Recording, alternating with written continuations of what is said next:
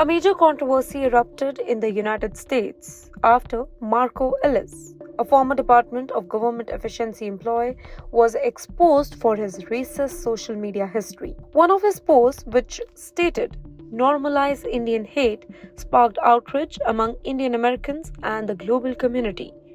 The backlash was so severe that Ellis was forced to resign. However, in a surprising move, Elon Musk, with support from US Vice President J.D. Vance, reinstated Ellis after conducting a public poll on X. While many condemned Ellis' reinstatement, J.D. Vance defended the decision, calling the backlash an example of cancel cultural outreach. His stance has divided opinion, with some calling it a failure to stand up for the Indian community, while others applaud him for rejecting political correctness. J.D. Vance, a close ally of Donald Trump and Elon Musk, has come under fire for not condemning Ellis's racist remark.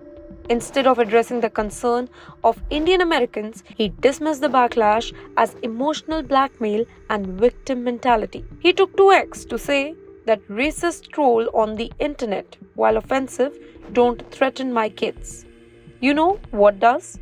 A culture that denies grace to people who make mistakes. A culture that encourages congressmen to act like whiny children. This response angered many Indian Americans who felt that Vance was downplaying racism against Indians. Critics also pointed out the hypocrisy in how Ellis was treated compared to Vivek Ramaswamy, the Indian American MAGA figure who was quietly removed from Dodge with no second chance. Despite the criticism, J.D. Vance supporters argue that his decision reflects a broader issue to cancel culture rather than support for racism. They claim that one mistake should not define a person's career and that holding people accountable does not mean erasing them from public life. Elon Musk has long advocated for free speech, believing that people should not be permanently punished for their past mistakes. His decision to reinstate Ellis aligns with this ideology.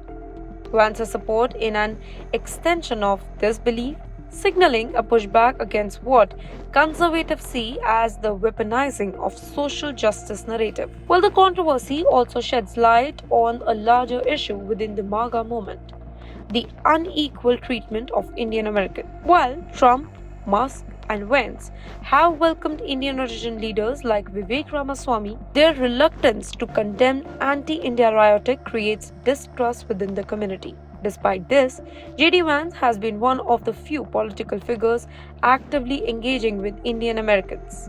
He has supported H-1B visa reform, acknowledged Indian contribution to the U.S. economy, and advocated for stronger India-U.S. relationship. His stance on Ellis is not necessarily an attack on Indians, but rather than a broader ideological stand against cancelled culture. This controversy raises a fundamental question.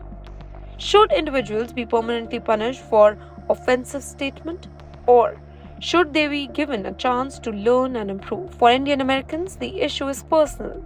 It is about recognition, respect, and standing against racism.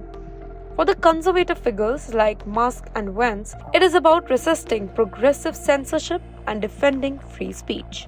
As the US heads into another election cycle, this divide will continue to shape political disclosure. The Indian American community will closely watch whether figures like J.D. Vance take stronger stance against the hate speech or continue prioritizing ideological battle over inclusivity.